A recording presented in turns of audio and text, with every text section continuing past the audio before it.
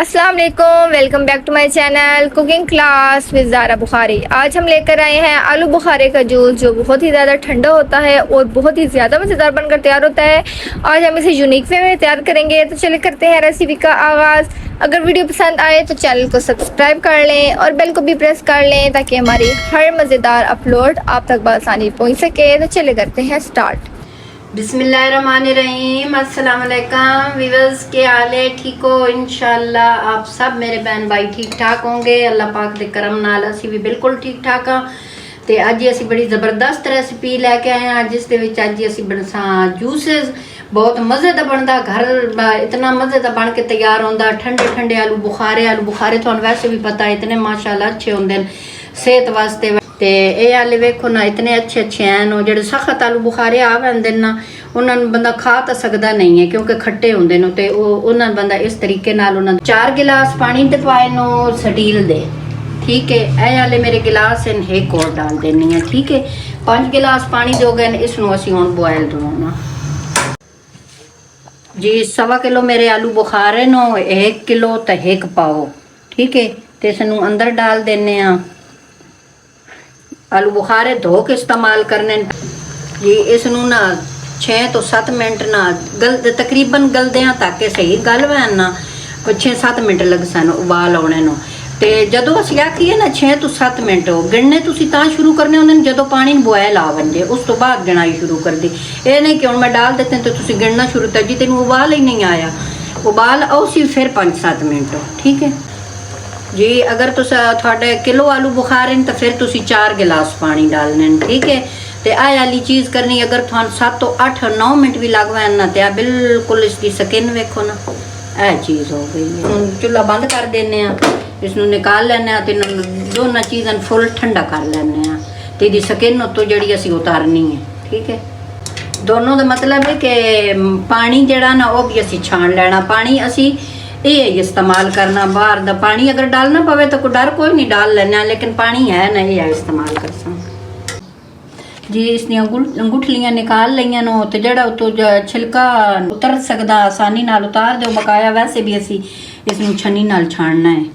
तो जड़ा रह गया खैर है, कोई गल नहीं। इसनू डाल देने इसके अंदर ग्राइंडर दे जागे च। ये वाला पानी थोड़ा डाल देने ताकि आसानी नाल हो सके। इसनू 1 मिनट और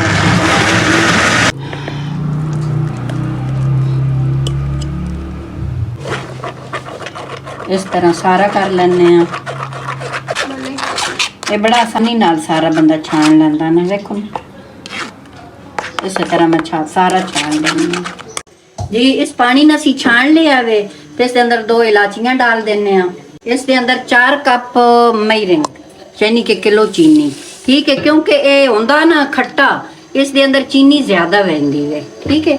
क्योंकि जदों असी शरबत बनाना फिर चीनी नहीं डालनी, इस दे नाल ही बनसी शरबत जी। इसके अंदर थोड़ा रेड कलर डाल देना, क्योंकि खुद भी किसी का मुताज नहीं है कलर के हिसाब नाल। इसका काफ़ी कलर है, लेकिन इसनू कलर अच्छा करने वास्ते थोड़ा जहा कलर डाल देना। जे अगर थोड़ा दिल है तो तुसी डालो, नहीं तो बेशक स्किप कर दो, कोई मसला नहीं है। इसका वैसे भी कलर अच्छा है जी। इसनू 2 बॉयल आ गए तो इसके अंदर ही डाल देने ये आला पल जड़ा असी छान के रखिया जी। इसके अंदर डाल देने सिरका 1 2 3 4 5 चम्मच। ये खराब नहीं होने देता इसमें सिरका, वैसे भी सिरका हाजमे वास्ते भी अच्छा होता। लेमन जूस 1 2 3 4 लेमन जूस दे, अगर 5 भी कर दो तो डर कोई नहीं।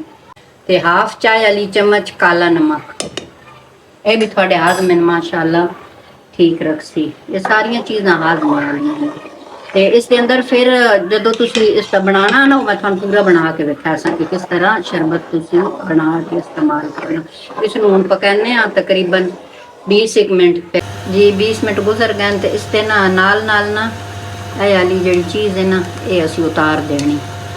ये सारे चीनी का होंदा है उत्ते मैल। इसनू जी अगर तुसी चीनी की जगह ते इस दे विच ना मैं 1 किलो चीनी डाली, तुसी इसकी जगह ते शक्कर डाल सकते हो। ਮਿਸਰੀ ਡਾਲ ਸਕਦੇ ਹੋ। ਤੇ ਇਹ ਵਾਲੀਆਂ ਚੀਜ਼ਾਂ ਤੁਸੀਂ ਸ਼ੱਕਰ ਗੁੜ ਜੋ ਤੁਹਾਡਾ ਦਿਲ ਕਰੇ ਤੁਸੀਂ ਉਹ ਵਾਲਾ ਡਾਲੋ, ਮਜ਼ੇ ਦਾ ਬਣਸੀ ਉਸ ਨਾਲ ਵੀ। ਬਸ ਥੋੜੀ ਦੇਰ ਹੋਰ ਪਕਾਉਣਾ, ਤਕਰੀਬਨ 7 ਤੋਂ 8 ਮਿੰਟ। ਤੇ ਇਸ ਦੇ ਅੰਦਰ ਨਾ ਜਿਸ ਟਾਈਮ ਇਹ ਚੀਜ਼ਾਂ ਡਾਲੀਆਂ ਨਾ ਲੈਮਨ, ਉਸ ਟਾਈਮ ਮੈਂ ਇਸ ਦੇ ਅੰਦਰ ਨਾ ਸਫੈਦ ਜ਼ੀਰਾ ਭੁਨਿਆ ਹੋਇਆ ਕੁੱਟ ਕੇ ਉਹ ਹਾਫ ਚਮਚ ਚਾਹ ਵਾਲੀ ਉਹ ਡਾਲੀਏ। ਤਾਂ ਤੁਸੀਂ ਥੋੜਾ ਜ਼ਿਆਦਾ ਪੀਸ ਕੇ ਰੱਖ ਲਓ ਨਾ। ਅਗਰ ਜਿਸ ਚੀਜ਼ ਦੇ ਵਿੱਚ ਆਖਣ ਕੇ ਕੁੱਟਾ ਭੁਨਾ ਜ਼ੀਰਾ ਤਾਂ ਉੱਥੋਂ ਥੋੜਾ ਡਾਲ ਦਿੱਤਾ ਕਰੋ, ਬਾਰ-ਬਾਰ ਤਾਂ ਨਹੀਂ ਨਾ ਇਹ ਚੀਜ਼ਾਂ ਹੋਣੀਆਂ, ਠੀਕ ਹੈ। ਤੇ ਇਹ ਬਿਲਕੁਲ ਹੁਣ ਮਾਸ਼ਾਅੱਲਾ ਥਿਕ ਹੋ ਗਿਆ। ਇਸ ਜਾ ਕੇ ਬਾਅਦ ਵਿੱਚ ਵੀ ਠੰਡਾ ਹੋਣਾ, ਥਿਕ ਹੋ ਜਾਣਾ, ਠੀਕ ਹੋ ਗਿਆ। ਆ ਵੇਖੋ ਹੁਣ ਚਮਚ ਤੇ ਵੀ ਇਸੇ ਤਰ੍ਹਾਂ ਬਸ ਇਸ ਨੂੰ ਬੰਦ ਕਰ ਦੇਣਾ, ਇਹਨੂੰ ਫੁੱਲ ਠੰਡਾ ਕਰਨਾ ਜੀ। ਮਾਸ਼ਾਅੱਲਾ ਠੰਡਾ ਹੋ ਗਿਆ, कितना माशाल्लाह थिक हो गया वे जी। इस तरह ज़्यादा रेड लग गया रहा ना, तो जिस टाइम असी विच पानी ऐड करके पीना ना तो इहदा माशाल्लाह कलर इतना प्यारा ना, ये बहुत अच्छा है मैदे वास्ते, चीज़ों वास्ते ना। ते गर्मी दा तोड़ है, गर्मी दे विच ठंडे ठंडे मशरूब पीवो जी। माशाल्लाह इतना तैयार हो गया। ते दूसरी गल है, अगर ये तुसी 2 महीने तुसी फ्रिज च भी रख सकते हो, बाहर भी रख सकते हो, लेकिन मजीद अगे लंबे अरसे वास्ते तुसी इस दे विच जिहड़ी चाय वाली चम्मच है ना, 1.5 चम्मच टाटड़ी दी डाल के उस जिस टाइम मैं चीज़ां डालदी हाँ उस टाइम डाल दिओ ते ओह नाल नाल पकदी रहे। उस दे नाल बिल्कुल नहीं खराब होने लगा तुहाडा 4 ਤੋਂ 5 महीने।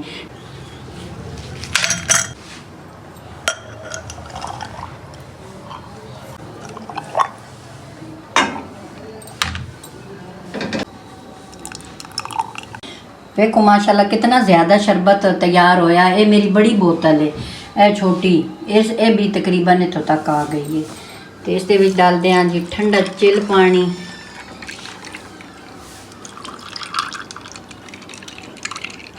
माशाल्लाह माशाल्लाह कितना कलर प्यारा आया।